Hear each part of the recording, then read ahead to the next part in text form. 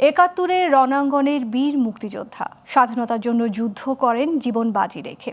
সেই বীর মুক্তিযোদ্ধাই এখন দেশের ভারপ্রাপ্ত রাষ্ট্রপতি।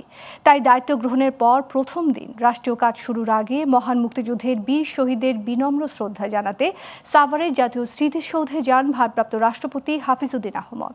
এরপর রাজধানীর শেরেবাংলা নগরে শহীদ রাষ্ট্রপতি জিয়াউর রহমান ও সাবেক প্রধানমন্ত্রী বেগম খালেদা জিয়ার সমাধিতে ফুল দিয়ে শ্রদ্ধা নিবেদন করেন। বিস্তারিত শিউলি আক্তারের প্রতিবেদনে।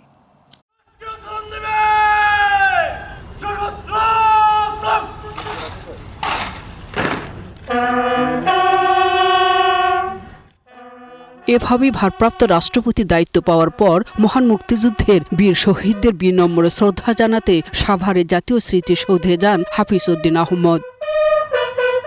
পুষ্পস্তবক অর্পণ করে শহীদদের প্রতি শ্রদ্ধা জানিয়ে কিছুক্ষণ নীরবে দাঁড়িয়ে থাকেন তিনি।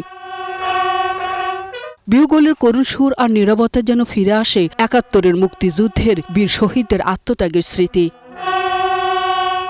এ সময় তিন বাহিনীর পক্ষ থেকে ভারপ্রাপ্ত রাষ্ট্রপতিকে দেয়া হয় গার্ড অব অনার। সেখান থেকে ফিরে এসে রাজধানীর শেরেবাংলা নগরে শহীদ রাষ্ট্রপতি জিয়াউর রহমান ও সাবেক প্রধানমন্ত্রী বেগম খালেদা জিয়ার সমাধিতে ফুল দিয়ে শ্রদ্ধা নিবেদন করেন ভারপ্রাপ্ত রাষ্ট্রপতি। শিউলি আক্তার, গ্লোবাল টেলিভিশন, ঢাকা।